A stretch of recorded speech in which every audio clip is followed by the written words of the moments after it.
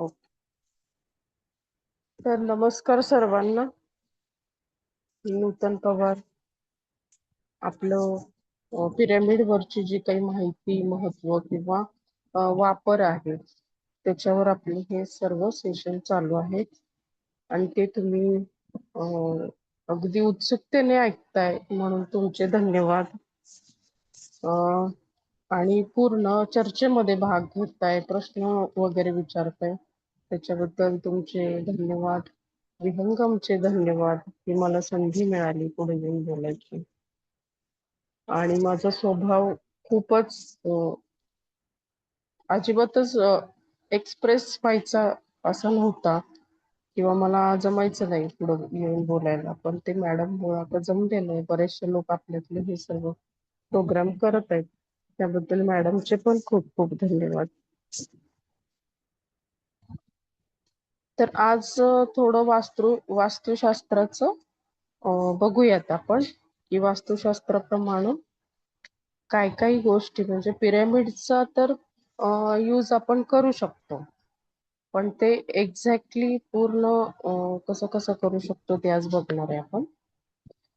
तर आता मी त्या क्षेत्रातली नसल्यामुळे मला पूर्ण माहिती गोळा करावी लागली आणि बऱ्यापैकी अभ्यास झाला त्याचा, त्यामुळं पण धन्यवाद. या सेशन मुळे तेही काम झालं माझं. तर त्यांनी वास्तुशास्त्राप्रमाणे आपण जे काही आपला प्लॉट असेल किंवा घर असेल तर त्या घराचा जो काही एरिया आहे त्याप्रमाणे आपण दिशा बघून बरोबर जिथं 0.0 येते म्हणजे पूर्ण मध्यभाग आहे त्या ह्याचा वास्तूचा, तो मध्यभाग काढायला त्यांनी सांगितलेला आहे. पूर्ण प्रकरणामध्ये तेवढंच आहे. आणि त्याच्याप्रमाणे एखादी साईड मोठी असते, समजा आपली बाल्कनी असते किंवा काही असते, तर तो तिथं दोष होतो की त्या दिशेकडून येणारी ऊर्जा तिथं ब्रेक होत असते. म्हणून मग आपल्याला पिरॅमिड जर आपण घरामध्ये ठेवला असेल तर त्याच्यामुळं ती सगळी ऊर्जा बॅलन्स करते. जे पंचतत्व बॅलन्स व्हायचे असतात ते होतात. तर आता आपण हे बघूया की कुठल्या कुठल्या दिशांना काय काय असतं ते, किंवा म्हणजे काही महत्वाच्या गोष्टी मला कळालेल्या आहेत वास्तुशास्त्राप्रमाणे. त्याच्यामध्ये मेन डोर जे असतं, त्या मेन डोर बऱ्याच वेळेला असं म्हणतात कुठल्या दिशेला पाहिजे वगैरे, तर ते दक्षिणेला असू नये असं मोस्टली असतं, पण तसं काही नाहीये. बऱ्याच वेळेला असं असतं की जो मालक आहे त्या मालकाच्या पत्रिकेप्रमाणे ते घर त्याला व्यवस्थित असतं.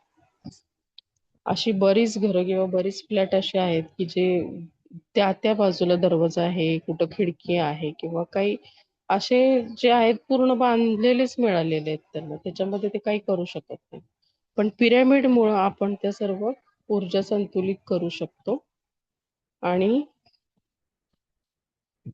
त्याच्यामुळे वास्तु दोष आहेत ते ठीक होऊ शकतात. आता त्यांनी काय सांगितलंय की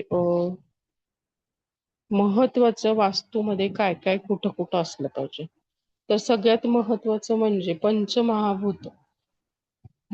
पिरॅमिड मध्ये सुद्धा सूर्याचा प्रकाश आणि त्याचं विघटीकरण होतं आणि सूर्याच्या प्रकाशामधले आवश्यक फक्त जे काही तत्व आहेत आपल्याला ते आपल्याला मिळतात.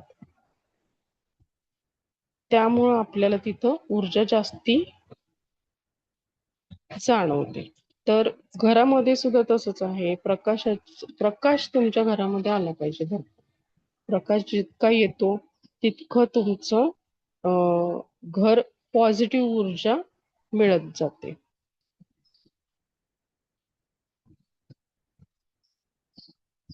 आता त्यांनी दिशांप्रमाणे पण सांगितलेलं आहे किंवा भरपूर प्रकाश आहे, हवा भरपूर यायला पाहिजे, हे सांगितलेलं आहे. आता पंचमहाभूत आपण घराचं म्हणजे वास्तू म्हणजे काय असते, तर त्याच्यामध्ये सुद्धा पंचमहाभूत असतात आणि ते पंचतत्व आपल्या शरीराच्या पंचतत्वांशी बॅलन्स होतात आणि तेव्हा ती वास्तू आपल्याला शुभदायक असते. आता अग्नेय म्हणजे त्यांनी काय सांगितलंय की हे मी आपल्या शास्त्राप्रमाणे घेतले की वास्तुपुरुष कसा असतो. तर वास्तुपुरुष म्हणजे त्याचं डोकं कुठल्या साईडला असतं, पाय हात कुठल्या साईडला असतात, त्याच्याप्रमाणे ते काम करायला पाहिजेत किंवा त्या वस्तू तिथे तिथं ठेवल्या पाहिजेत. तर तर वास्तुपुरुषाचे जे डोके आहे ते ईशान्येला असतं कधी पण, म्हणून ईशान्येला म्हणजे ती जास्ती शुभ अशी मानलेली आहे. आणि त्या साईडला जर पाणी आपण ठेवलं तर ते जास्ती लाभदायक असतं आपल्यासाठी. वास्तुपुरुषाचा उजवा हात आहे तर तो आग्नेय दिशेला येतो कधी पण. डावा हात आहे तो वायव्य दिशेला असतो. तर आग्नेय दिशेला उजवा हात असल्यामुळे जेवण वगैरे आपण त्या दिशेला करून बसू शकतो. तोंड करून बसून जेवण केलं तर ते जास्त लाभदायक असतं. डावा हात आहे त्या साईडला वायव्य दिशा आहे. ते वायव्य दिशेला जे काही आपलं टॉयलेट वगैरे असतं ते असू शकतं. पाय असतात ते नैऋत्य दिशेला असतात. आणि ईशान्य म्हणजे ईशान्य आपण बघा नॉर्थ ईस्ट साईडला आपण नेहमी म्हणतो की देवघर असलं पाहिजे. ईश्वराचं म्हणजे ती दिशा ईश्वरीय मानली जाते. तिकडून आपल्याला सगळे पॉझिटिव्ह संदेश मिळतात किंवा ती दिशा जास्ती शुभ असते. तर याच्यामध्ये असं दिलेलं आहे की तुमचं मेन डोर आहे, त्या मेन डोरच्या तिथं जर तुम्ही स्वस्तिक काढलं तर ते स्वस्तिक जास्ती लाभदायक असतं तुम्हाला. मग त्या मेन डोअरच्या तिथं 3 स्वस्तिक काढायचे आहेत. चौकटीच्या उजव्या बाजूला दोन्ही साईडला आणि वर असे, तर ते जास्ती चांगलं असतं. आता आग्नेयला अग्नितत्व असतं, नैऋत्येला जड वस्तू ठेवतो, वायव्येला वायू तत्व असतं, ईशान्येला आपण मगाशी बोललो की देवतांचं स्थान असतं, ईश्वर असतो, दक्षिणेला म्हणजे ती दिशा थोडीशी हे असते की आपल्याला शुभ नसते पूर्ण दिशा, पण त्यातला काही भाग जर आपण ते हे असतात त्याचे जर 8 भाग केले तर त्या 8 भागाप्रमाणे पहिला भाग दुसरा भाग हा अशुभ असतो. 3 आणि 4 हे शुभ भाग असतात आणि बाकीचे भाग पण अशुभ असतात, असं ते दिलेलं आहे. पूर्व दिशा ही तेजस्वी म्हणजे आपल्याला तिकडून सर्व काही सूर्याचाच प्रकाश आपल्याला तिकडून येतो, त्याच्यामुळं ते आपल्याला तेज वगैरे मिळतं किंवा समृद्धी काय असेल ते मिळतं तिकडून. उत्तर दिशेला काय असतं, तर उत्तर दिशेला आपल्याला डोकं शांत राहतं किंवा मानसिक स्थिती आपली चांगली राहते जर आपण उत्तर दिशा व्यवस्थित केलेली असेल तर. पश्चिम दिशा शांततेसाठी आहे.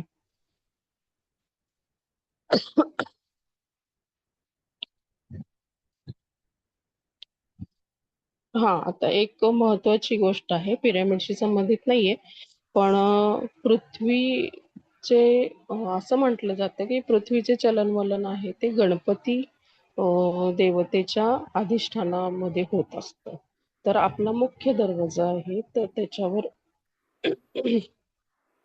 गणपती असला पाहिजे, पण बऱ्याच वेळेला आपण बघतो की पंचमुखी हनुमानाचं चित्र किंवा पंचमुखी हनुमानाची मूर्ती आपल्या दरवाजाच्या वर इथं मी बऱ्याच ठिकाणी बघितलेले आहे की लोक ठेवत असतात. पण त्याच्यामध्ये पण त्यांनी सांगितलंय गणपतीची ठेवायची. जर तुमचं घर दक्षिणाभिमुख असेल, म्हणजे तुमच्या घराचा दरवाजा दक्षिणेकडं असेल, तरच तुम्ही पंचमुखी हनुमान तिथं ठेवू शकता.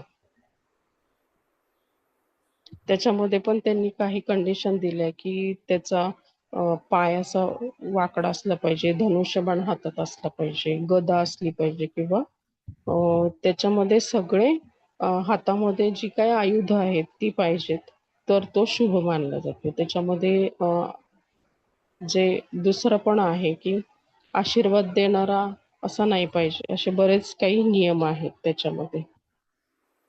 नूतन मॅडम, तर हा एक विचारू? हा बोल. हा, आपलं सेशन आजचं वास्तुशास्त्राविषयी आहे का? पिरॅमिडची काही माहिती आहे हा, अजून? पिरॅमिडचं पण सांगणार आहे, पण थोडंसं वास्तुशास्त्राचं मी सांगितलं कारण आपल्याला फारसं काही माहिती नाहीये ना, आपण काही त्याच्यावर अभ्यास करत नाही. त्यामुळं मी बाकीचे पण त्याचे जे उपाय आहेत ते पण थोडेसे मला जे योग्य वाटले ते मी सांगत आहे. ओके.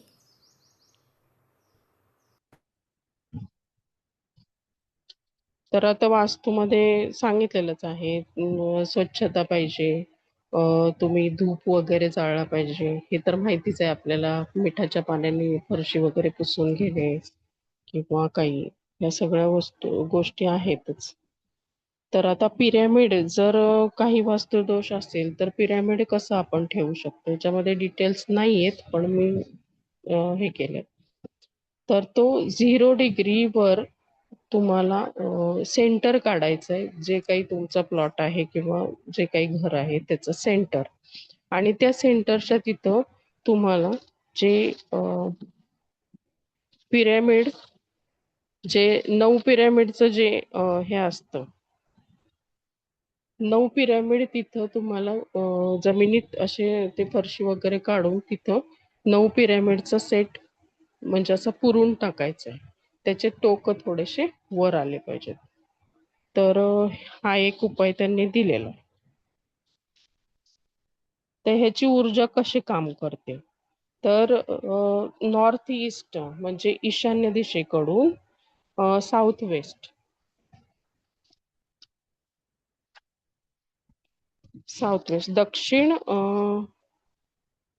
दक्षिण पश्चिम दिशेकडं ती ऊर्जा वाहत असते. म्हणजे हा त्याचा प्रवास असतो. तर त्याच्यामध्ये कुठला कट वगैरे आला तर तो कट व्यवस्थित होतो ह्याच्यामुळं. आता दक्षिण पूर्व म्हणजे आपली जी ईशान्य आहे ती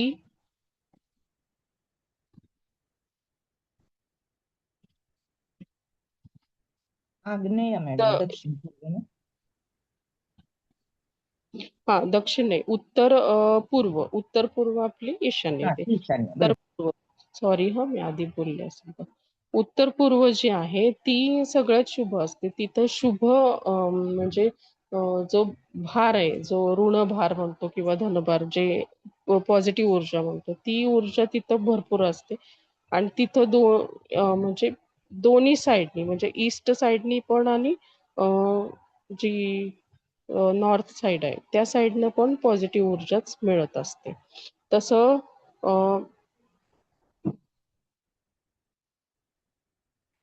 ऑपोजिट आहे साऊथ वेस्ट जी आहे, म्हणजे कुठली दक्षिण पश्चिम जी आहे तिकडून पूर्ण निगेटिव्ह असते ऊर्जा, आणि बाकी ज्या दोन कोण उरलेले आहेत त्याच्यामध्ये पॉझिटिव्ह आणि निगेटिव्ह अशी असते. म्हणजे घरामध्ये तशी ऊर्जा वाहत असते असं त्यांनी सांगितलेलं आहे.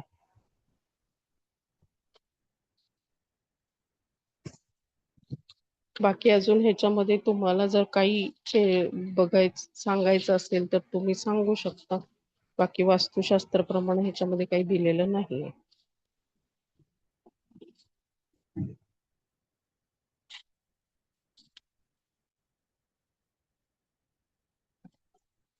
हे सगळे मॅडम, पिरॅमिड. सांगते मी. हा, म्हणजे मगाशी तुम्ही म्हणलात ना की वास्तू आपण शुद्धीकरणासाठी धूप हो वगैरे, तर हा, ते बरोबर आहे. त्याच्यात पण आपण औषधी वनस्पती काय ते पण आहे. म्हणजे कापूर हम्म. भीमसेनी कापूरच वापरावा, ते तर आहेच हो, आहे. आणि भीमसेनी कापूर. गाईच्या शेणा वगैरे. परंतु मीठ पाण्याचे उपाय करताना थोडीशी एक म्हणजे दक्षता सगळ्यांनी घ्या, की जेव्हा आपण म्हणजे फरशी पुसताना पाण्यामध्ये मीठ घालतो की नाही, तर त्यांनी एकदा हम्म. फरशी पुसली ना की परत साध्या पाण्याने फरशी पुसावी लागते. अच्छा, असं म्हणजे आहे. मीठ राहायला नाही पाहिजे त्याच्यावर, हो, बरोबर. हो, हो. जसं की अंघोळ करताना सुद्धा आपण सॉल्ट बाथ घेतो, तर पहिल्यांदा सॉल्ट बाथ घ्यायचं असतं आणि मग साध्या पाण्याने. हा फार महत्वाचा, नाही तर त्याचे इफेक्ट होत नाही. ती सगळी एनर्जी ना पूर्ण हे होते, म्हणजे जेव्हा फरशी पुसते तेव्हा ती उलट जास्तच त्याचा त्रास होतो. त्यामुळे मग तसं म्हणजे 2 वेळा फरशी ही पुसावी लागते, जर मीठ पाण्याचं तुम्ही करत असाल तर. कारण हे माहित नसतं. आणि दुसरी एक मला खूप महत्वाचं सांगायचं, की जेव्हा डस्टर्स वापरता तुम्ही, म्हणजे कपड्यांनी जर फरशी पुसत असाल तर ते तुम्ही जुने वापरलेले कपडे अजिबात घेऊ नका, नवीनच डस्टर्स वापरा. अजिबात म्हणजे जे वापरलेले, आता हे काही कोणी वापरत नाहीये, मग हा त्याचा वापर आपण फरशी पुसायला करूया, तर ज्याचे हो, कपडे असतात मोस्टली त्याची एनर्जी जाते. म्हणजे काही लोकांना माहित नसेल, तर हा फार हम्म. महत्वाचा आहे. म्हणजे मॉपरनी पुसत असेल तर नो प्रॉब्लेम, तसं काही नाही. परंतु जेव्हा आपण कपड्यांनी फरशी पुसतो, तर कुणाचे वापरलेले कपडे वगैरे जुने झालेले, किंवा आता हल्ली एक नवीन फॅड आलेला आहे, की जुने कपडे वापरून तुम्ही त्याचे बसायला वगैरे, तर ना त्याची एनर्जी हो, अजिबात हो, हो. चांगली नसते. तर हे मला थोडंसं सांगायचं होतं. चालेल मॅडम, धन्यवाद. अजून अजून सांगू शकता तुम्ही काय उपाय वगैरे असतील तर? कारण फार काही दिलं नसल्यामुळं ना मला खूप प्रॉब्लेम हो. होतोय आता हे प्रत्येक तुम्ही समजायला. सांगितलंच मॅडम मगाशी, की ईशान्य दिशा वगैरे, उत्तर आणि म्हणजे हे म्हणजे नॉर्थची एनर्जी खूपच चांगली असते. ती गुरुतत्वच त्याचं चांगलं ऍक्टिव्ह राहतं. त्यामुळे ती उत्तर हा, मिळते, हा. तीच उत्तर दिशा. म्हणून तर आपण मुलांना म्हणतो ना, पूर्व किंवा उत्तरेलाच आपण तोंड करून अभ्यास करावी, साधना करावी. आपलं ध्यान, हम्म, मेडिटेशन सुद्धा, इव्हन ना जेवताना, औषध खाताना सुद्धा तुम्ही पूर्व आणि उत्तर दिशेला तोंड करूनच खावा. असं. खूप खूप ते हम्म, हम्म. महत्वाचं आहे. औषध ठेवतानाही तुम्ही ईशान्य दिशेला औषध ठेवा. हो, किचनमध्ये औषध त्याच्या ठेवू नका. हम्म. असे ते सगळे म्हणजे वास्तूचे खूप मोठे हे आहेत असं. तर ते तुम्ही जे सांगताय ते अगदी योग्य आहे. तर थोडंसं मला हे सांगू वाटलं, की नाही, कसं आहे काही माहितीये का, मी लोकांना कसं अर्धवट. गोंधळले का?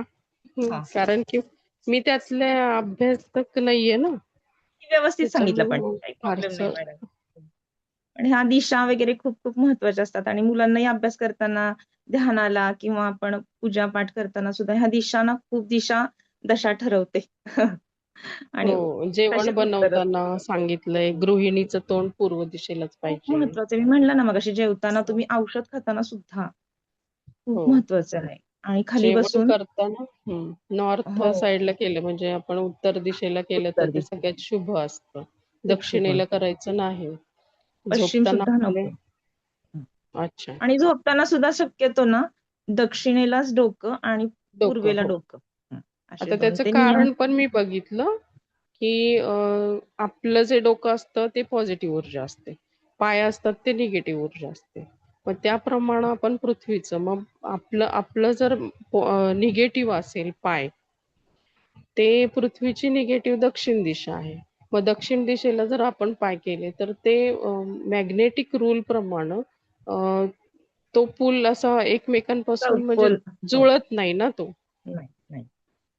तेच. आणि निगेटिव्ह निगेटिव्ह मुलांना होतंय. सुद्धा आपण त्याच्यामुळे म्हणजे त्याचा जेव्हा इफेक्ट जास्त येतो. अभ्यास करणारी मुलं, म्हणजे आत्ताची जी आपली मुलं आहेत ना, तर त्यांना शक्यतो मुलांचं डोकं पूर्वेला होईल असं, किंवा ग्रास्पिंग, त्यांचा अभ्यास ग्रहण हं. करण्याची क्षमता, म्हणजे आपले म्हणजे काय म्हणतो, टीनेजर्स मुलं किंवा लहान मुलांपासून सगळ्यांनी ही शक्यतो पालकांनी हे लक्षात ठेवावं, की मुलांचे बेड बनवताना त्यांचं डोकं पूर्व दिशेलाच होईल असं करावं.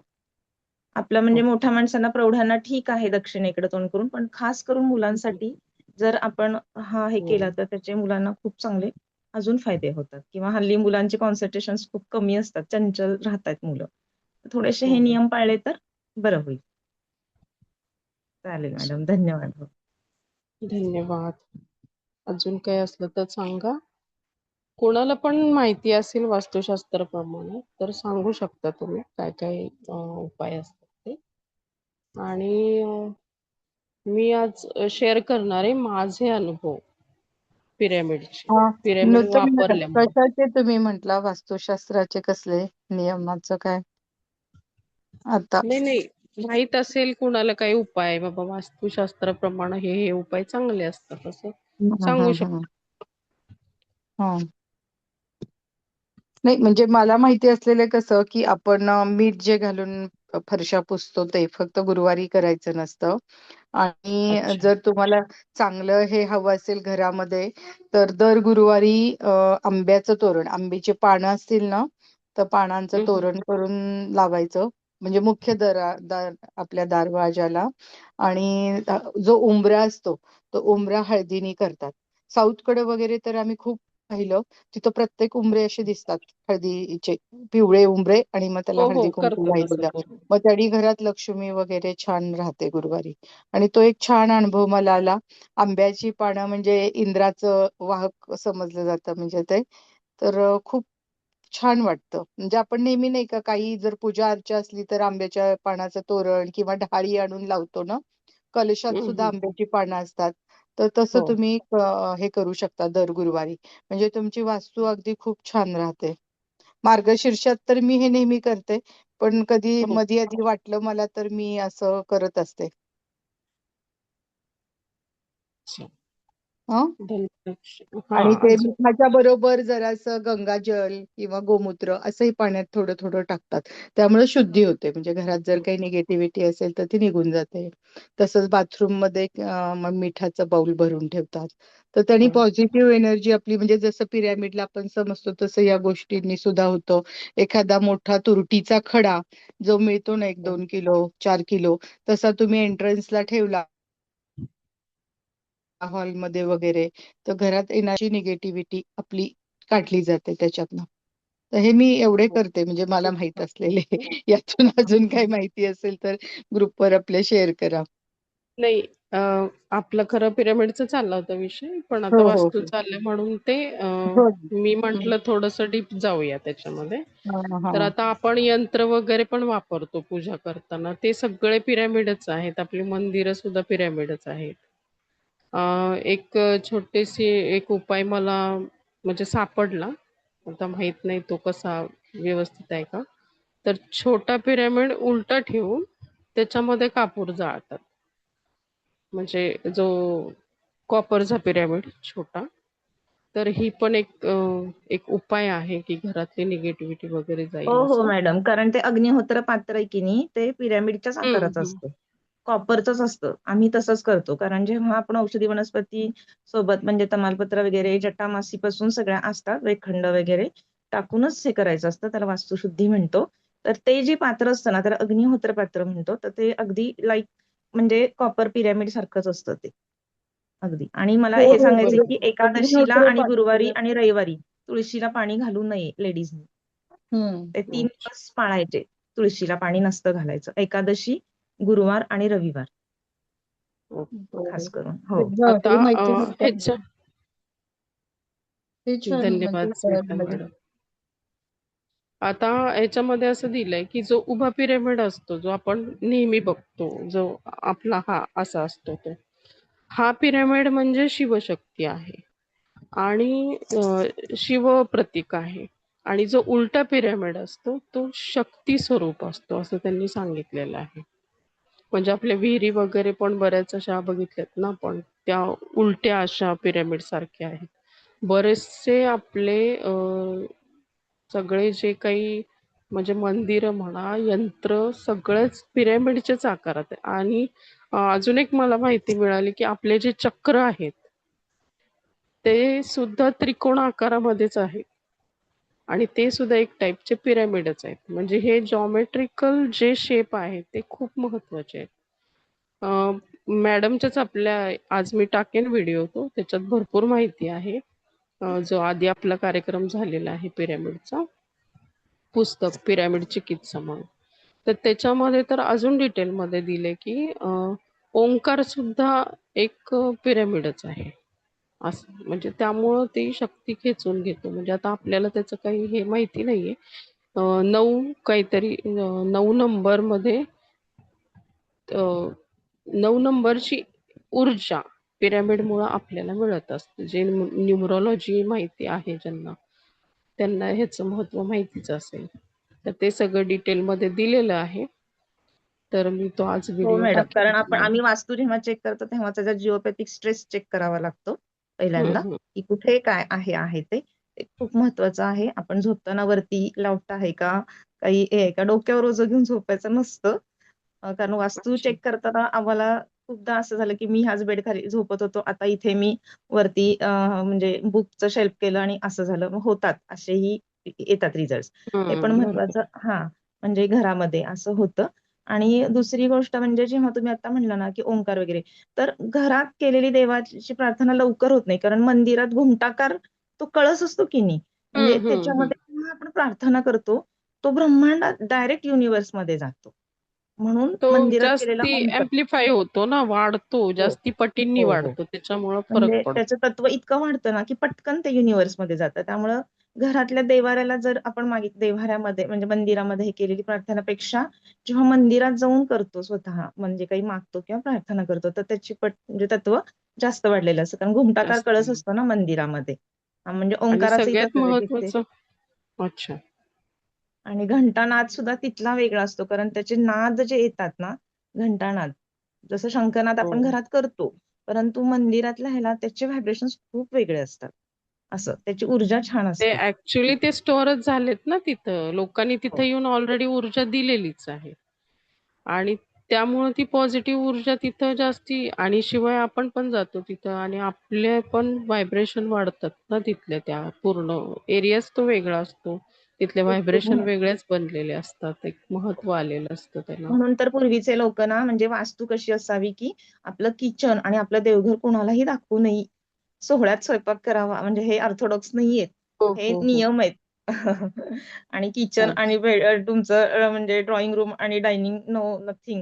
म्हणजे ते कुणीही जेवताना नाही यायला पाहिजे. त्याचा ऑरा आणि त्याचं खूप म्हणजे महत्वाचं शास्त्र आहे, की त्यांनी असं सांगितलं, की जेवतानाही कपडे बदलून जेवा. सुती कपडे घालून खाली जमिनीवर बसून जेवा. हे खूप वेगळे नियम आहेत. म्हणजे त्याला अष्टांग हृदयामध्येच त्यांनी योगामध्ये दिलेलं असतं. शैला मॅडम सांगतील आपल्याला. आहेत ते तत्व. कारण ऋषीमुनींनी हे केलेलं आहे आणि अजिबात आपला देवारा आणि आपलं किचन अजिबात दुसऱ्याला नाही दिसलं पाहिजे. आहेच आहे. कारण हम्म, त्याचा हम्म. ऑरा कसा असतो माहित नसतं असं. कोण कुठल्या आता ते पायाने आलंय. शक्य नाहीये ना मॅडम पण. हो, आता शक्य नसतं. आता पूर्वी वरांडे होते. पण जरी आता आपण घरं पण त्यातल्या त्यात आपण छोटी. किचनमध्ये हम्म. जेऊया, जेवण करूया. नको हॉलमध्ये टीव्ही बघत नको जेवायला. त्याचे टीव्ही बघतानाचे व्हायब्रेशन मुलं हल्ली टीव्ही हो. बघतच जेवतात. पण बऱ्याच वेळेला होतं तसं बरं का, आपलं जेव्हा ओपन असतं ना हे म्हणजे हॉल हो. आणि किचन, लोक अहो, येतातच. म्हणजे कसं आहे नाही ना, अगदी आपली घरातली ओपन मेड सुद्धा होतं नको. ते हो. खाण्याचं परिवर्तनच होतं. म्हणजे आपण ज्या ह्यानी हो. खात असतो ना, कोणी आलं पुढं की ते जातच नाही अगदी पुढचं. मी तर बरोबर बऱ्याच आहे. वेळेला तो माळी-बिळी असा अचानक येतो ना, हां. तर त्याला पुढचं मग त्यातलं देतेच त्याला मी. म्हणते, "हे धर बाबा हो. तुला." द्यावंच आणि मेड तेच हो सांगते, ना. की इतर नाही आल्यावर तरी आपल्या घरातली मेड पण येऊ शकते ना, असं काही हो, नाहीये. हो. खरंच आहे. हो. परिणाम होतो मात्र आपल्याकडे एवढं तशी. लक्षात आलंय. असं हो. समोर कोणी आलं म्हणून तर तर खाताना. हो. अन्न हा प्रसाद आणि म्हणजे पाणी हे म्हणजे आपलं काय म्हणतो तीर्थ असं करूनच. कारण ह्याला ऑर्थोडॉक्स किंवा असं म्हणत नाहीये. पण पूर्वी ब्राह्मण लोकं पण असं हे सगळं पाळत होते आणि सोहळ्यातच स्वयंपाक आणि असं होतं सगळं ते. आता हो. जास्त शक्य नाही, पण निदान आपण ते तरी एक टाळूया, की टीव्ही बघत किंवा अचानक कुणी नाही यायला पाहिजे किंवा आपली घरातली व्यक्ती बाहेरून एकदम आली, तर त्याचा ऑरा वेगळा असतो ना. कुठल्या पायाने आला रे बाबा असं नाही का, असा एवढं सगळं विचारतात. आता नाही होऊ शकत. हो. मॅडम. पण किचनमध्ये तरी जेवण करू शकतो ना आपण, की बाबा नाही आपण हो. किचनमध्ये आता बसलो काय जेवायला. आहे, आपण त्या अन्नावर पिरॅमिड ठेवू शकतो.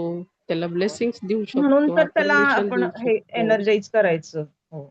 म्हणून तर म्हणतो ना श्लोक म्हणून किंवा आपण काही त्याला व्हायब्रेशन्स देऊनच आपण ते जेवण करूया असं. हो आणि एक मला महत्वाचं सांगायचंय, की जसं मंगल मॅडम सांगतात, की स्वयंपाक करण्यापूर्वी पाणी पिऊन स्वयंपाकाला हे करायची सुरुवात. तसंच अन्न म्हणजे काय बरं त्या देवीचा त्या एकदा मी आता नावच विसरले. मी बाईला सुद्धा म्हटलं ते स्तोत्र लावत जा अन्नपूर्णेचं. हो, तर ते अन्नपूर्णा स्तोत्र हो, मॅडम. अन्नपूर्णा स्तोत्र लावून जर स्वयंपाक केला ना, तर त्याचं खूप एक वेगळं हे महत्व आहे बरं का. म्हणजे जर आता आमच्या बायका वगैरे असतात त्यांना जरा सांगितलं ना, ती जरा बऱ्याच वेळेला विसरती. पण आमच्या पौर्णिमाताई म्हणायच्या नाशिकला, की तिथं ते आहे आश्रमामध्ये ते स्तोत्र लावून देतात आणि मगच तिथं स्वयंपाक सगळा बनवला जातो. हो मॅडम. म्हणजे अजूनही त्यांची आम्ही गॅसला दिवा म्हणजे गॅसला हळदी, कुंकू, उदबत्ती हो ओवाळल्यानंतर ना? माझ्याकडे मेड येते पण तिचेही व्हायब्रेशन्स बदलतात आणि आपलेही बदलतात. आता पर्याय नाही, हो आपण काही स्वतः बनवू हो नाही ना, शकत काही बरोबर आहे. गोष्टी, हो पण हो आपण त्या एनर्जाइज करू शकतो ना, नो प्रॉब्लेम असं हो ना. तर करायचं आणि तसं म्हणजे वातावरण निर्मिती. काहीतरी सर्वांनीच हे यातलं घ्या. चांगलं आपल्याला जी हो, जी खूप माहिती चांगलं आहे. मिळते ती. कारण अन्न अन्नपूर्णा हे पूर्ण स्तोत्र ब्रह्म लावायचं आहे. आणि मग स्वयंपाक करा म्हणायचं. म्हणजे तो स्वयंपाक बरोबर. जो बनतो तो चांगला बनतो. आणि गॅसला हळदी कुंकू लावायचंच तुम्ही, म्हणजे हो ना, उठल्या उठल्या. अग्निदेवता आहे ना, ती हो अग्निदेवता आहे. बरोबर आहे, बरोबर हो, आहे. पूर्वी आम्ही तरी हे चुलीला रिच्युअल्स करायचे करतो. ना. चुलीला घरामध्ये पूर्वीच्या बायका करायच्याच उठलं की. हो, पोतेरा द्यायच्या. हो हो हो. आणि पूजा आहे. करून स्वयंपाक करायच्या. हो. डे टू डे लाईफ मध्ये नाही शक्यत आपल्या सुना कितपट, पण आपण जे आपलं जेवढं करू शकतो. आता आपण देवपूजा जर करतोय तर हळदी कुंकू आपण गॅसला लावायला काहीच प्रॉब्लेम नाहीये ना, सकाळी उठून हो ना. जसं हो हो. तुम्ही बरोबर आहे, सांगितलं. बरोबर आहे. तर आम्ही तरी हे हो हो. रिच्युअल्स करतो, पण करावेत म्हणजे त्याचे छान व्हायब्रेशन सगळ्यांना मिळतील नक्कीच. बरोबर आहे. चांगलं आहे हे पण एक छान. आपण जेवण बनवतो त्यावेळेला आपण असं इमॅजिन पण करू शकतो, सगळे खूप आनंदाने छान व्यवस्थित जेवत आहे, कुठला डिस्टर्बन्स नाहीये काय, असे काही व्हायब्रेशन देऊ शकतो. आपण मधुराष्टकम म्हणू शकतो अन्न बनवताना, किंवा बनवून झाल्यानंतर सुद्धा त्याला छान ऊर्जा देऊ शकतो, किंवा गायत्री मंत्र म्हणत म्हणत करू शकतो. आणि तुम्ही तुम्ही मॅडम सगळ्यांनी सांगितलं. सगळ्यांनी चर्चा छान केली, पण एक दुःख झालं मला. चर्चा छान केली, आनंद खूप छान झाला. एक दुःख झालं की काल मी तुम्हाला काही सांगितलं होतं. साधा ओम हाताने नुसता फिरवून बघा बोटाने आणि व्हिडिओ काढा. त्या अन्नाचा, त्या कशाचा सुद्धा. मग ते का नाही कोणी केलं? कोणी का नाही डिस्कशन मध्ये भाग घेतला? हे का नाही कोणी म्हंटल? आता नूतन मॅडम आले होते थोड्या त्या पॉइंटवर, पण काही आपल्याला स्तोत्राची गरज नाही, हळदी कुंकाची गरज नाही, कशाची गरज नाही. आपलं फिलॉसॉफी सगळ्यात उच्च अशी आहे की आपण सर्व क्रिएटर आहोत, आहे की नाही? मग करून बघा ना तुम्ही, मी काल सांगितलं होतं की नाही? मग नुसते ऐकणारे ऐकतात, या दोघी तिघी छान चर्चा करतायत.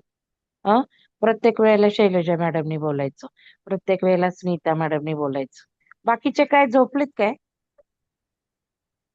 तर केवढं स्मिता मॅडमनी सांगितलं, शैलजा मॅडमनी सांगितलं, कोणाला एकही पॉइंट ऍड नाही करता आला का? किंवा काल मी काय सांगितलं होतं ते काही सांगता नाही आलं का? आज सगळ्यांनी करून बघा, नाही तर कोणीतरी एकाने करा, करून बघा. हा प्रयोग मी आपल्या पिरॅमिडला दाखवलेला आहे. कसा दाखवलेला आहे तुम्हाला मी सांगते, की अन्नाची ऊर्जा पेंडुलमनी बघा तुम्ही, आणि बोटाने ओंकार फिरवा, नुसता अधांतरी हवेतच ओंकार काढा आणि लगेच ऊर्जा बघा. मला माहिती नाही, मी तर तिथे दाखवल्यावर बदल झाला, कारण आपल्याकडं आता रेकॉर्डिंग जरा बंद करा, रेकॉर्डिंग पॉज करा, थोडं हो हो करते. पॉज करा.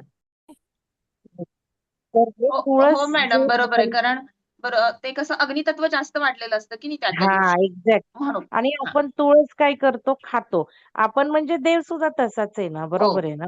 ग्रहणात देवाला पडदा का घालायचा आहे? का तर देव सुद्धा ध्यान करत बसलेले आहेत. आणि बाहेरचं वातावरण, की की जे काही किरणं असतात, जे काही वेद असतात ते चांगले नसतात. देव पण ध्यानात असतात. मग आपण कशाला डिस्टर्ब करायचं आणि ते सगळे किरण पाडायचे देवावर? तसंच हे तुळशीचं आहे. एकादश सुद्धा बघा ना, तुळस ही सगळी पांडुरंगाशी कनेक्टेड आहे आणि एकादश सुद्धा त्याच्याशी कनेक्टेड आहे. म्हणून तुळशीची माळ घालावी, कोणी घालू नये असंही शास्त्र आहे. उष्णता असेल शरीरात तर रुद्राक्ष, आता परवा मी रुद्राक्ष माळ घातली, तुम्हाला दाखवली, पण लगेच हीट वाढली माझी. हे उष्णता वाढते ऑब्झर्वेशन, मॅडम. हो. हां, हे ऑब्झर्वेशन्स. म्हणून रुद्राक्ष माळ घातल्यावर नॉनव्हेजही खाऊ नये असा नियम आहे. आणि रात्री आपली सूर्यनाडी असावी शास्त्राप्रमाणे. म्हणून जर आपण रुद्राक्ष माळ घातली तर ती काढून झोपावं असं शास्त्र आहे. आपले शास्त्र एवढे बारकाईने आपल्या काळजीसाठी केलेत ना, सगळ्याला सायन्स आहे. म्हणून मग ती तुळस तोडायची नाही, ग्रहणात सुद्धा तोडायची नाही, कारण ती आपल्याला लाभणारच नाहीये. आणि रविवारी पण हात पण लावू नये.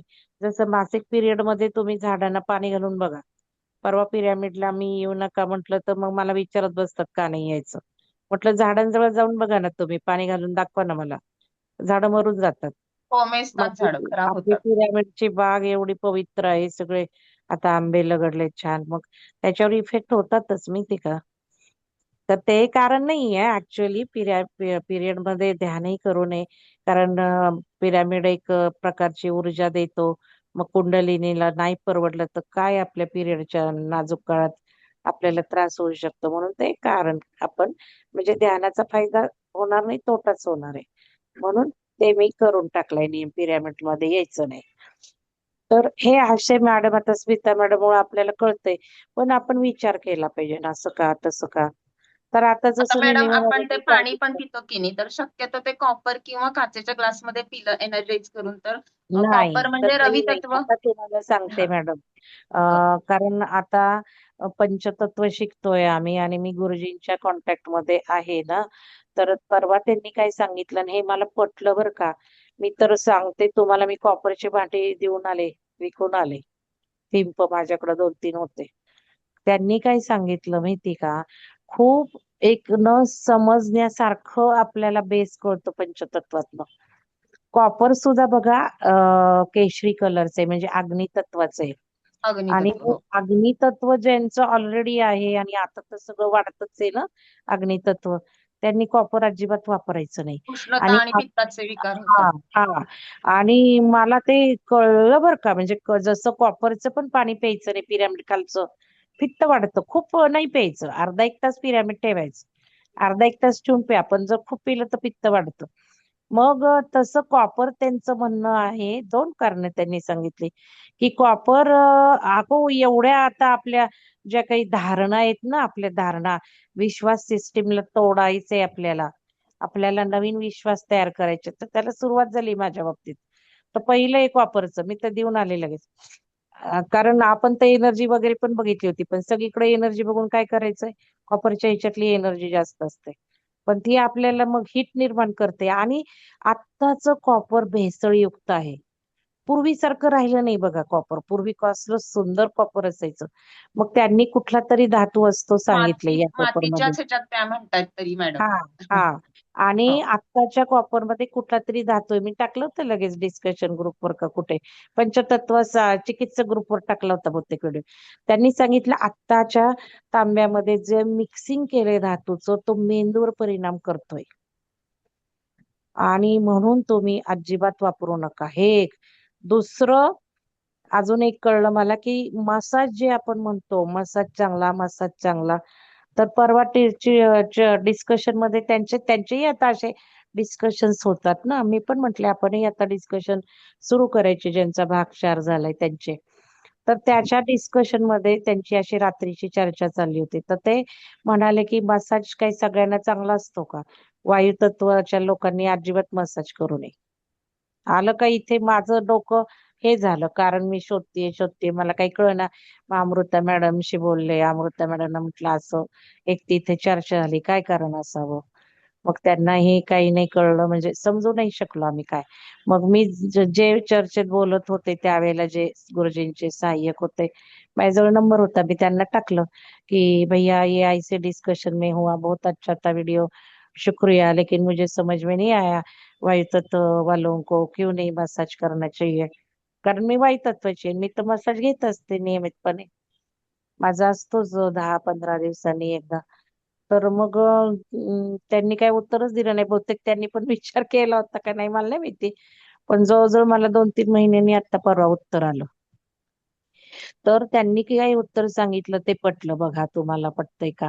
त्यांनी सांगितलं वायू तत्व ज्या वेळेला असतं त्यावेळेला सगळं शरीरात वायू तत्व जास्त झालेलं असतं. मग अशा वेळेला आपण तेल करतो, तेल लावतो, म्हणजे काय करतो, परत तो वायू बाहेर जायला त्वचेच्या होलमधनं म्हणा किंवा हे आपण ब्लॉकच करून टाकतो. बघा ना, आपण तेल टाकलं की म्हणजे आपल्याला बाहेरचा वायू बाधक नाही ठरत, पण आतला पण बाधक ठरतो. आणि मग पोटही साफ होत नाही. कारण नाभीत सुद्धा तेल सोडणं ते म्हणतात सगळ्यांसाठी चांगलं नाही. कारण नाभीत सुद्धा तेल तुम्ही सोडून मग ब्लॉकच करून टाकतं सगळं. पोट कमी होतंय पण बाकीचं हे प्रॉब्लेम. इवन मला जेव्हा असं म्हणजे मी बघितलं, विचार केला आणि थांबवलं 10-15 दिवस, मी मसाजच घेतलं नाही, तर जरा वायू कमी झाल्यासारखा वाटतो. जे वायूचा जो काही आपल्या शरीरावर इफेक्ट होतो तो. तर अशा एक आपल्या ज्या काही आहेत ना, त्याला आत्ताच्या युगामध्ये आत्ताच्या परिस्थितीत तोलून बघितलं पाहिजे. कारण पूर्वीचं सगळं चांगलं होतं. पूर्वीचं धान्य सुद्धा कसदार होतं. तांब पण खूप सुंदर होतं. मग त्यांनी सांगितलं मिट्टीच्याच भांड्यात पाणी प्या. आणि मातीच्या भांड्यात आपल्याला किती छान वाटतं. बघा ना, खेड्यात मटकच असतं. थंडी असू देत, नाही तर पावसाळा असू देत, नाही तर उन्हाळा असू देत. बोला आता, दुसरे कोणीतरी बोला. म्हणून मी बोलले नाही, दोघींच तिघींची चालली होती चर्चा. म्हटलं आपण बोललं की दुसऱ्यांना चान्स नाही मिळत बोलायला. कोण कोण आहे कार्यक्रमात, बोला बरं सगळ्यांनी. मी बोलू? नाही, म्हणून मी मॅडम आपलं आयुष्य बदलाच्या ह्याच्यात सांगितलेलंच आहे हो, जुन्या कपड्यांचं. मग मोस्ट ऑफ बायका काय करतात, हो, लेडीज की तुम्ही हे ते जुने सांगितलं ना, कपडेच वापरतात तुम्ही ह्याला. सांगितलं ना ते बरोबर हो. आहे मॅडम. अहो, हं. मेलेल्या माणसांचे सुद्धा लोक कपडे नसतं लवकर हो चांगलं घरातून ते. काढत नाही नाही. नाही, आणि ते व्हायब्रेशन्स पण असतात. देतात कोणाला. मला अजिबात पटत नाही. मेलेल्या नसतं करायचं. माणसाचे सगळे धागे दोरे कपड्यांमध्येच अडकलेले असतात.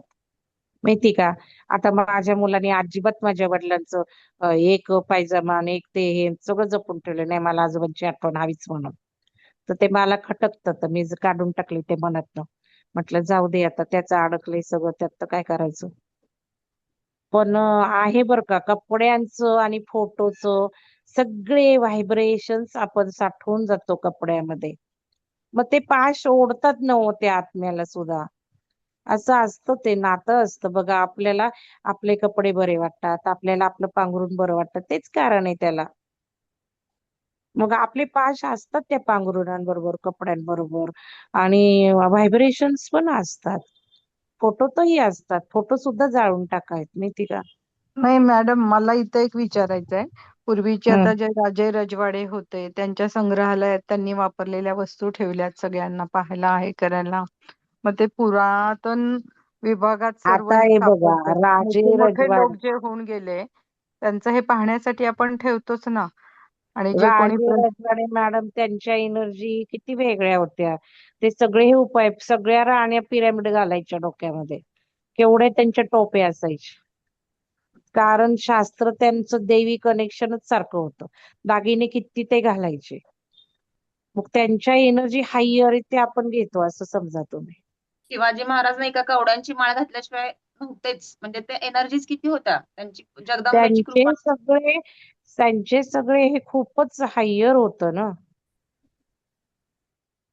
त्याच्यातून आपल्याला त्यांची एनर्जी मिळावी चांगली, हा पण हेतू असेल. म्हणजे ते आपण असेल ठेवलेलं हेतू, असतं, ते असेल पाहतो. हेतू, पण आता फोटो पण नाही का पूर्वीचे लोक घरात ठेवायचे, मग आताच का नाही ठेवत? आताच का हो. ब्राह्मण सांगतात गुंडाळून ठेवा? हे बघा, जसं युग असतं, जसे वेद वातावरणातले बदलत जातात, मी मगाशीच म्हटलं तसंच आपल्याला बदलायला पाहिजे. प्रत्येक गोष्ट ही त्या त्या परिस्थितीत आपण विचार केला पाहिजे. की आणि आपल्याला आता मोक्ष पावायचा. पूर्वीच्या लोकांना त्यांच्या आजी आजोबांचे, आई वडिलांचे आशीर्वाद सतत हवे असायचे. ते फोटोला रोज नमस्कार करून घराबाहेर पडायचे.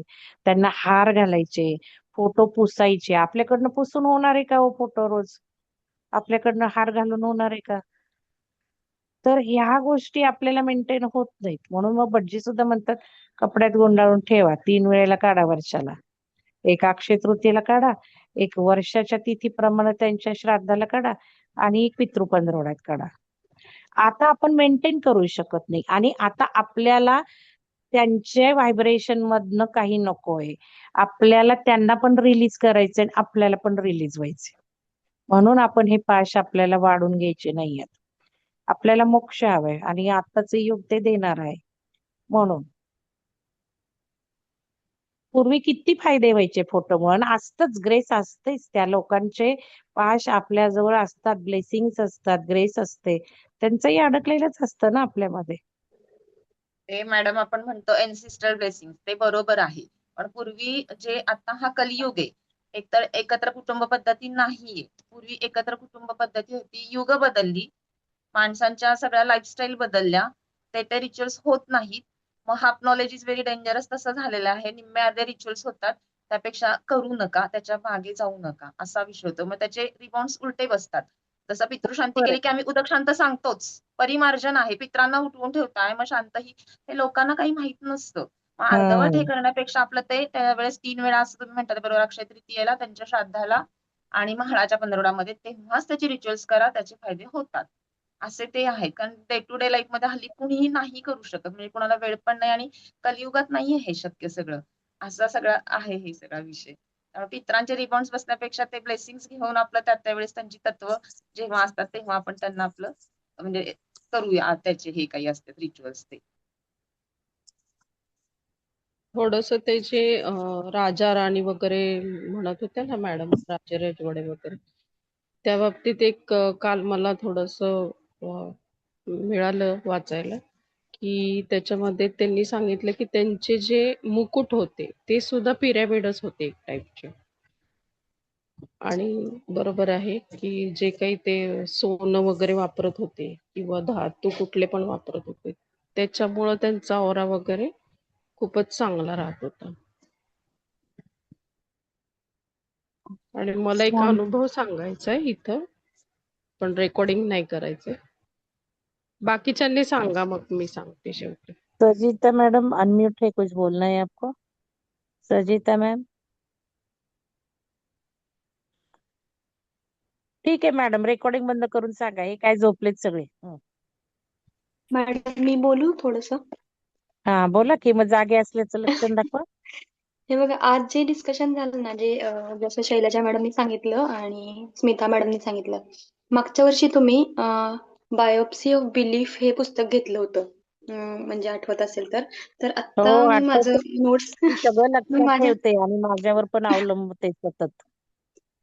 तर त्याच्यामध्ये ना मॅडम, तुम्ही म्हणजे आपली धारणा बदलायची असं सांगितलं होतं. तर त्याच्यात म्हणजे त्याच्यात आता रेकॉर्डिंग तर मला माहित नाही, पण मी माझ्या नोट्स मध्ये लिहून घेतलं ना, तर त्याच्यामध्ये तुम्ही हे सांगितलं होतं, तुरटी मीठ आणि पाण्यानं फरशी पुसायची, तसंच दाराच्या मध्ये रांगोळी काढायची, आणि मेन सांगितलं होतं की चप्पल धुवायचं आपलं जे आपण वापरतो ते, आणि आंब्याच्या पानाचं तोरण, आणि निर्जीव वस्तूंना पण मग तुम्ही त्यावेळी पण सांगितलं की माझी चप्पल म्हणजे खराब होते सारखी सारखी, म्हणजे कितीही अशी आणली तरी. तर ते त्यावेळी तुम्ही ह्या गोष्टी सांगितल्या होत्या म्हणजे. आणि इव्हन ते मीठ आहे ना, वॉशरूम मध्ये एक मिठाचा बाउल ठेवायचा, ते त्यावेळी पण सांगितलेलं. आणि असं त्यावेळी पण सांगितलं ते की आपले लगेच पाण्यात सोडत जा बर का. ओलसरपणा आला की सोडून द्या, कारण हो त्यांनी ती सगळी निगेटिव्हिटी ऍब्सॉर्ब केलेली असते. लगेच एक आठवड्यानी 4 दिवसांनी बदललंच पाहिजे, आणि ओलं झालं तर लगेच बदललं पाहिजे. आणि हा सांगितलेलं बोला त्यामध्ये की मॅडम. घराचा पण रंग बदलायचा सारखा. मग त्यावेळी म्हणजे आपलं चक्रा ध्यान चालू होतं, तर त्यावेळी तुम्ही बघा ते फोटोज वगैरे टाकत होता, येलो कलरचं बेडशीट, पडदे वगैरे असं. तर त्याने कसे व्हायब्रेशन्स क्रिएट होतात, त्यामुळे वेळोवेळी घराचा रंग बदलायचा, पडदे बदलायचे, किंवा दिवा लावताना तुपाच्या दिव्याचे व्हायब्रेशन्स आपण चेक केलेले होते. इव्हन ते रांगोळी काढून त्याच्यावर पण पेंडीडमने ऊर्जा चेक केलेली होती हो, त्यावेळी. हे सगळं आपण चेक केलेलं आहे ना. केलेलं होतं. आंब्याच्या पानाच्या देठातलं सुद्धा मी तुम्हाला ऊर्जा दाखवली. 3 दिवस 7 दिवस ते टिकते. त्यावेळी हो, ते केलं होतं. त्याचं रिव्हिजन झाली आज. हम्म. थँक्यू. त्याची आज रिव्हिजन झाली, बरोबर. अजून कोणाला बोलायचंय? कोण झोपलेलं नाहीये? कोणी झोपलेलं नाहीये का? सगळे झोपले? मॅम, हा बोला. मला ते पिरॅमिड आणि ते ब्रेनचं कसं कनेक्शन म्हणाले तुम्ही? ते फ्रिक्वेन्सी कमी होते, म्हणजे कसं काय? म्हणायचं होते? काल तुम्ही म्हणत होते ना, हा पिरॅमिड वापरल्यावर ब्रेनची फ्रिक्वेन्सी कमी होते असं म्हणाले होते ना? अशी कन्सेप्ट हा आहे का ती? काय काय होतं सांगू का? तुम्ही पिरॅमिड आपला कॉपरचा डोक्यात घाला, लगेच अंधार पडल्यासारखा होतो आपल्याला डोळ्यांपुढे. आणि गाढ ध्यान लागतं. का गाढ ध्यान लागतं? ऊर्जा पिरॅमिडची आपल्या मेंदूवर काम करायला लागते. मग फ्रिक्वेन्सी ब्रेनची कमी होणार ना. ध्यान चांगलं लागणं म्हणजे डोक्याचे विचार कमी होणे, डोक्याची फ्रिक्वेन्सी कमी होणे. आणि सबकॉन्शियस फ्रिक्वेन्सीचं तर माहितीये तुम्हाला. एकदा कसं फ्रिक्वेन्सी मध्ये तुम्ही गेलात आणि ध्यान घेणाऱ्याने काही टाकलं आणि तुमच्या सबकॉन्शियसने घेतलं, तर ते लगेचच तुम्हाला रियालिटी बनणार आहे. म्हणून पिरॅमिड मॅनिफेस्टेशन साठी सुद्धा पूर्वी खूप वापरायचे.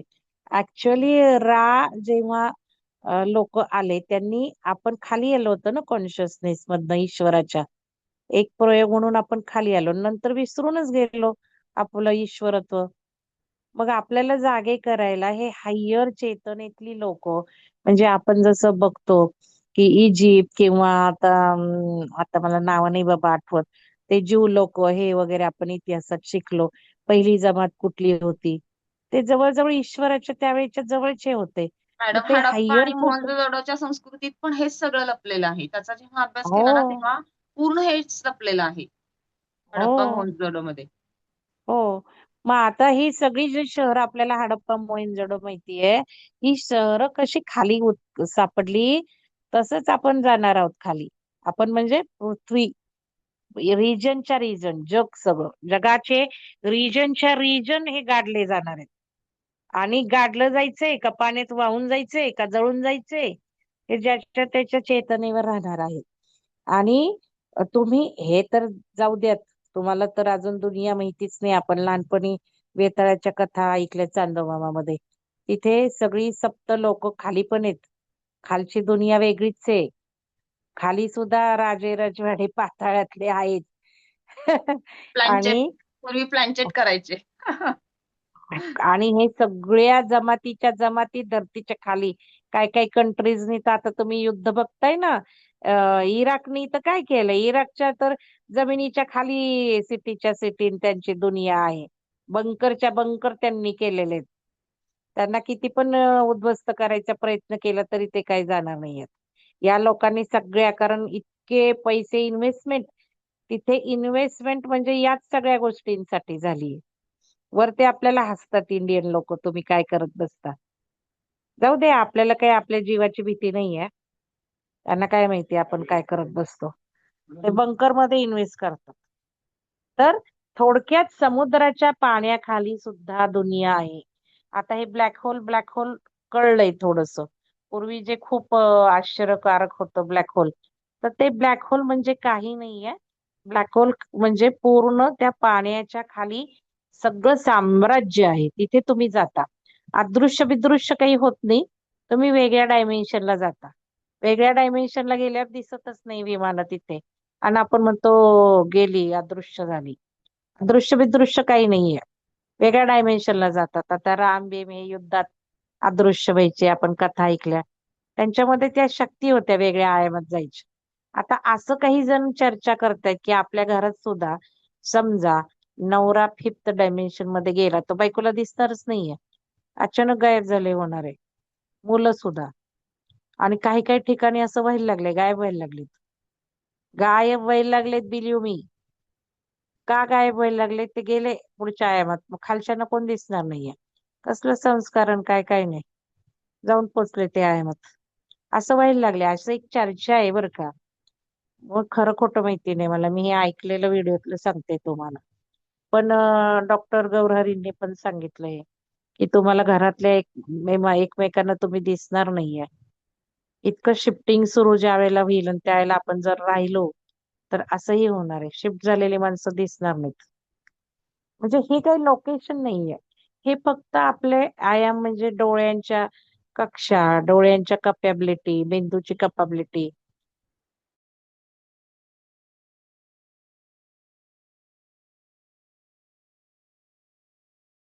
चला दुसरे बोला बाबा, मी बोलायला तोंड उघडलं की मग असं होतं.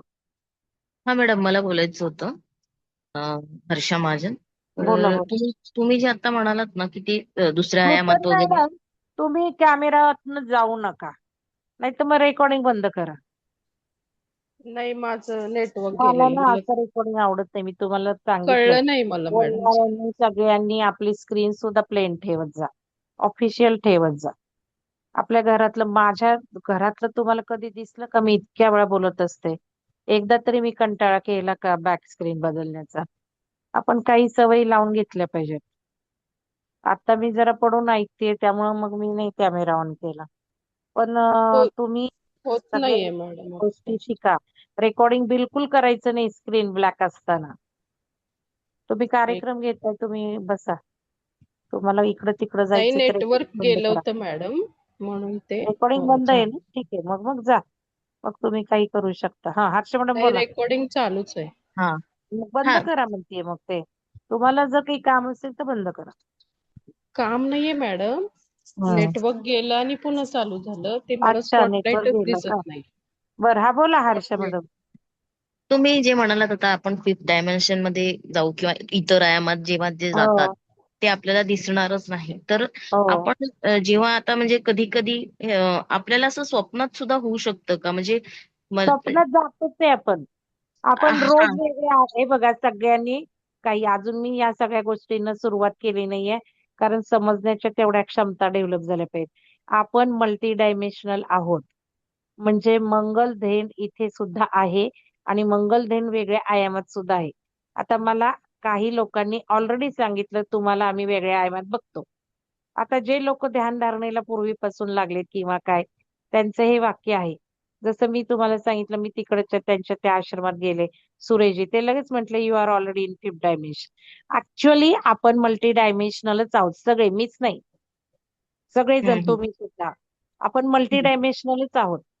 म्हणजे हम्म, मंगलबेन इथे आहे इंजिनिअरिंगचे डॉक्टर आणि विहंगम चालवणारी. वेगळ्या आयामातली मंगलबेन काहीतरी वेगळी असेल.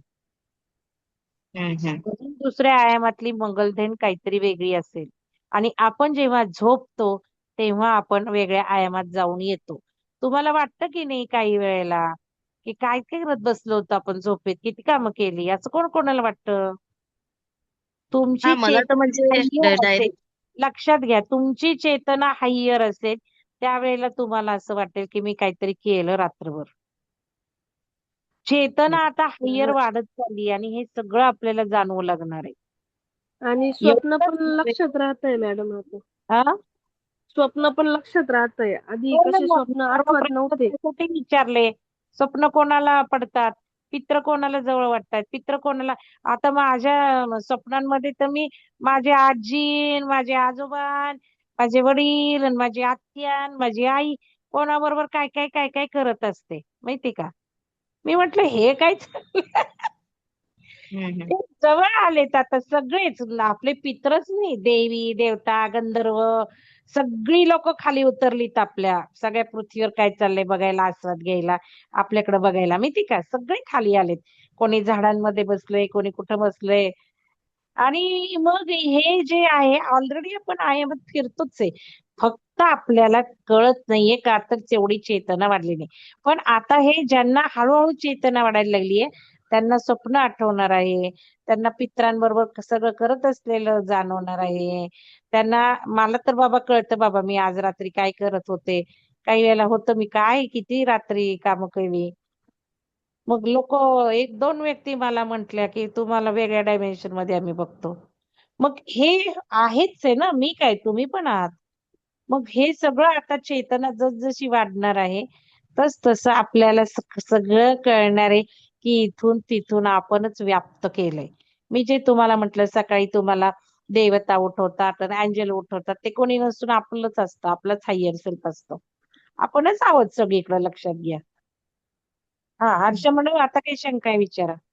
हा हा म्हणजे ना मला असं आता असं नाही पण मला हा अनुभव एक दोन वेळा आलेला आहे पण तेव्हा हे माहीतच नव्हतं डायमेन्शन वगैरे बघा काय आहे. काय आला तर हा म्हणून सांगते मी काय म्हणजे आला. की हा म्हणजे की मी झोपेमध्ये असे स्वप्नातच एका देवळात गेलीये आणि तिथे एक हम्म. असं पूर्ण म्हणजे मला असं वाटतं ते तुम्ही आता सांगताय त्यावर की ते पोर्टल असावं की एक पॉइंट असा मस्त बारीक प्रकाशाचा आणि मी तिथे माझं कपाळ लावलंय आणि मी पूर्ण माझं हाफ शरीर बाहेर गेलं आणि हा, मला बाहेर माझं हाफ शरीर दिसत नाहीये आणि फक्त खालचा भाग दिसतोय पण मला ते स्वप्नात मी एवढी बरोबर घाबरले आहे. की परत आता डायरेक्ट बाहेर आले. वैतरणीच्या बरोबर आहे हर्षा मॅडम. वैतरणीच्या आईला तिने त्यासाठी पुस्तक घेणार आहे. त्या पुस्तकामध्ये वैतरणा नदीपर्यंत आपला प्रवास होणार आहे का? आपण ती क्रॉस करून जाणार आहे का? हे सगळं मृत्यूनंतर जे होणार आहे ते त्या पुस्तकात वाचायला मिळेल असं मला वाटतंय. तर ते हम्म, त्यासाठीच मी घेतेय शंकराचार्यांच्या आधी. कारण मग हम्म, हे थोडं का हातात आलं बघायला लागेल. तर हे सगळं आपल्याला आता सगळं समजून घ्यायचंय. आपला प्रवास कसा असणार आहे. कारण आपल्याला ज्यावेळेला आपण देह सोडू ना त्यावेळेला हम्म. मृत्यूनंतरच्या सगळ्या गोष्टी माहिती पाहिजेत आपल्याला. तर हम्म, तुम्ही बोललाय ते बरोबर आहे. आपण स्वप्न स्वप्न म्हणतो ना, ते हेच असतं. हम्म, आयामात जाऊन आलेलं असतं. म्हणून एक करायचं सगळ्यांनी, उगाचच आठवत नाही बसायचं. उगाचच त्याच्यावर एनर्जी लावू नका, नाहीतर डोकं बिघडून जाईल बरं का. नाही नाही, मला आता हे बोलताना आठवलं तुम्हाला मला. नाही म्हणत मी, ऐकणाऱ्यांना हा म्हणते. हा हा. कारण डोकं बिघडून जाईल उगाचच मग विचार करून. आता एक याचा फायदा घ्यायचा जो मी तुम्हाला शिकवलेला आहे, की रिप्रोग्रॅम आपला सोल करू शकतो. मी माझं उदाहरण दिलं होतं, की मला म्हणजे 9वी 10वीत असताना मला डॉक्टर व्हायचं होतं. मला खूप इच्छा होती डॉक्टर व्हायचं. पण मला 12वीत मार्क पडले नाही. तर समजा माझी ही इच्छा अधुरी राहिली. मी तशी झाली डॉक्टर नावाला म्हणण्यापुरती. पण मला काही ते जीवशास्त्रातच आवड होती असं काही नाहीये. त्या झूलॉजी मध्येच होती असं काही नाही. पण त्यावेळेला एक वलय मला असं वाटायचं आपण हुशार आहोत, चमकतो सगळीकडं, तर डॉक्टर व्हा. पण ते नाही झालं. समजा माझी आता ती इच्छा पूर्ण झालेली नाहीये. माझ्या सगळ्या इच्छा पूर्ण झाल्यात. मी तुम्हाला सांगते I am ready to go. मी कुठल्याही क्षणाला जाणारी बाई आहे. इतकं मी सगळं मला तरी वाटतंय मी कशात अडकली नाहीये. तर हे जरी सत्य असलं, समजा आता मला असं वाटलं, तर मी दुसऱ्या आयामात डॉक्टर बनवू शकते. अजून एक मी तुम्हाला उदाहरण दिलंय, की समजा माझ्या 10वी मध्ये म्हणजे माझ्या जीवनातली दुःखद गोष्ट कुठली, तर 10वी मध्ये मी खूप टॉप 1 होते आणि 12वीत मी एकदम घसरले. काय माहिती म्हणजे अभ्यास नाही झाला आणि मग मला ते रँक विंक काही मिळाला नाही. मग ते माझ्या आयुष्यात निगेटिव्ह गोष्ट घडलेली आहे. मग समजा असं मला कुठंतरी हृदयाच्या कप्प्यात बसलंच असेल त्यावेळेला, तर मी आता दुसऱ्या आयामातली माझ्या 12वीचे मार्क खूप चांगले करू शकते. हे सगळं आपल्या हातात आहे. आता मी त्याच्याही पुढचं तुम्हाला शिकवलंय. आयामातलीच नाही, तर इथल्या आयुष्यातला सुद्धा इतिहास आपण बदलू शकतो. मग जसं पेपर लिहिलेला आहे, त्या पेपरला मार्क पडणार नाहीये, नापास होणार आहे, तो सुद्धा हिस्ट्री आपण बदलू शकतो. पेपर लिहिलाय, मार्क पडणार नाहीयेत, तर तो हिस्ट्री कसा बदलायचा हे शिकवलंय मी. आणि अनुभव आलेले आहेत. पेपरला चांगले मार्क पडलेले आहेत. माझ्या मुलांना पण मी हे शिकवलं. इंजिनिअरिंगच्या रिझल्ट आलेले आहेत आणि आपल्याकडेही साधकांना आलेले आहेत. तर हे काय करायचं? मानायचंच नाही उत्तरं लिहिली नाहीत. मानायचंच नाही 5th ए आला नाही, 7th बी आला नाही. मानायचंच नाही पास होतोय का नाही. मानायचंच नाही आपण पहिलं येणार नाही. आपण सगळं डस्टर घ्यायचं आणि त्या विचारांना पुसून टाकायचं. बघा तुमच्या मुलांना शिकवा ही टेक्निक. 21 हा दिवसाचं आयुष्य बदलाचं शास्त्र सगळ्या मुलांना घेऊन तुम्ही बसायचं आहे नवीन लोकांनी. हे खरंच आयुष्य बदलणार आहे. डस्टर घ्यायचा आणि विचार सगळे पुसून टाकायचे की पेपर लिहिला नाही काही नाही. बसायचं त्या क्षणी पेपर सोडवायला बसायचं आणि सुंदर पेपर लिहून काढायचा. 5A सुंदर आला, 7B सुंदर आला. लिहा लिहा लिहा. इमॅजिनेशन इज एव्हरीथिंग आईन्स्टाईननी म्हटलंय, मंगलदैनी नाही. आईन्स्टाईननी म्हटलंय, ग्रेट सायंटिस्ट. मग तिथे बसा, पेपर हाताने इमॅजिनेशन लिहा. 5A अरे वा सुंदर सुंदर सुंदर. 7B सुंदर सुंदर सुंदर. अरे वा टॉप 1. अरे वा पास. 80 पैकी 70 मार्क. व्हेरी गुड शाबास. करून बघा. चमत्कार कॉम्प्युटर मध्ये घडेल. चमत्कार चेक करणाऱ्यामध्ये घडेल. काय होईल ते विचार करायचा का आपल्याला डोक्याने नाही. आता अजून एक स्मिता मॅडम म्हणत होत्या दिशांचं. त्यावेळेचा माझा अनुभव सांगते. मी हे ना जातेच करते बरं का टेक्निक तुम्हाला सांगते. काय आता माझ्या आयुष्यात होतं मला माहिती नाही. कदाचित मागच्या जन्मी हे सगळं केलं असेल. मी ज्यावेळेला कराडला होते इंजिनिअरिंग कॉलेजमध्ये, त्यावेळेला मला एक सवय होती पेपरचा अभ्यास करण्याची. ज्या वेळेला पहिला पेपर असतो आपला परीक्षेचा किंवा साधारण हॉल कुठले मिळणार आहेत ते माहिती असतं. मग मी दिशा बघायची आणि पहिल्या दिवशी पेपर तुम्ही करू नका मुलांना चाचणी परीक्षेत वगैरे. पेपरला ज्या दिशेला माझं पहिलं तोंड असायचं ना पहिल्या पेपरला बेंच आणि दिशा, त्याच दिशेला बसून मी अभ्यास करायची रूम मध्ये आले. मी रूम मध्ये राहायची आणि त्यावेळेला मी प्रयोग करायचे. समजा माझं पूर्वेकडे तोंड पेपर लिहिताना असायचं, मग मी उत्तरेकडे तोंड करून बसायचे. आता पूर्व उत्तर चांगले लिहिता आपल्याला माहिती. मग मी उत्तरेकडे तोंड करून बसायची. मला नीट नाही अभ्यास म्हणजे असं नाही वाटायचं की मी पेपरला, मी त्यावेळेला इमॅजिन करायची पेपर कसा जाईल, पेपरला कसं लिहिता येईल. मला लगेच नो नो नो नो यायचं. म्हणजे हे मी ट्रायल घेतलेले आहेत. मग पश्चिमेला, मग दक्षिणेला, मग पूर्वेला. मी पूर्वेला पेपर लिहितेय आणि मी आता पूर्वेला अभ्यास करत बसले. अरे वा, येते असं मला व्हायचं. मी पूर्वेकडंच अभ्यास करायचे. तुम्हाला सांगते, माझी ही मेथडच होती. आणि मी डिप्लोमा सुद्धा गाजवला. डिप्लोमाला तर मी एकटी अख्ख्या कॉलेजमध्ये सगळ्या ब्रँच मधनं इंजिनिअरिंगला जाणारे मी एकमेव होते. आणि अख्ख्या महाराष्ट्रात त्याला फक्त 5 इंजिनिअरिंग कॉलेज होती मला डिग्रीला मिळाल्यावर ऍडमिशन. बाकी आमच्या सगळ्या ब्रँच मधनं कोण आले त्यावेळेला रिझल्ट सगळे टफ लागले होते. आणि क्लासला न जाणारी एकटी मी होते. बाकी सगळे क्लासला जायचे, मॅथ्सला जायचे, ग्राफिक्सला जायचे. डिग्रीला गेल्यावर मी एवढी हुशार नव्हते. डिग्रीला अशी सोसो होते, पण मला डिस्टिंक्शन मिळालंय. तर हे मॅडम स्मिता मॅडम सांगताना मला हे आठवलं. तुम्ही करून बघा. ज्या वर्गात मुलं बसतायत त्या वर्गातली त्यांची बेंचची दिशा, तोंडाची दिशा, अभ्यास करायला तसंच बसवा त्यांना. मला वाटतंय नक्कीच जास्त चांगलं येणार. हे सगळं ना सायन्स आहे. हो. तर अजून बोला हर्ष मॅडम, मी बोलले, कोणी बोला. हा ऍक्च्युली थोडा जरा वेगळा विषय आहे. म्हणजे अध्यात्म बोला तुम्ही ना. पण थोडा आउट ऑफ बॉडी एक्सपिरियन्स पण 1-2 वेळा समजा हो, झालेला हे. आहे पण ना. मग तेव्हा मी साधना पण करत नव्हती. मला काही असू माहीतच नव्हतं दे ह्याचं काही. हर्ष मॅडम, तुम्ही सारखं म्हणता मी साधना करत नव्हते, असं म्हणू नका. आता कॉन्शियसली बोला. मागच्या जन्मी हा हा केली ना साधना, मी तुम्हाला सांगितलंय हा ना.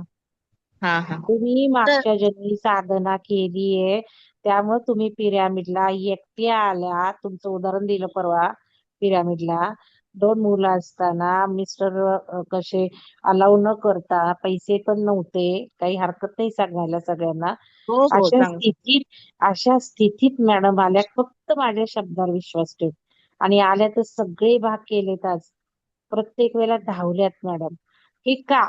ही मागच्या जन्मी साधना झाल्याशिवाय तुम्ही मला एवढे चिटकणारच नाहीत, लक्षात घ्या. त्यामुळे तुम्ही डोक्यातनं काढून टाका. हे सारखं मी तुम्हाला म्हणतीये. हो हो हो आपण हा मागच्या जन्मी साधना केली आहे. हे काही या हो जन्मातच सुरू होते असं काही नाहीये. हा तेव्हा तुम्हाला आउट ऑफ बॉडी एक्सपिरियन्स येईल, सगळं येईल, पण त्याच्यात अडकायचंच नाही आपण कशातच. ना हा आपण नॅचरल ट्रायव्हल मध्ये अडकायचं, ना हा कशात अडकायचं. होतं ऍक्च्युअली.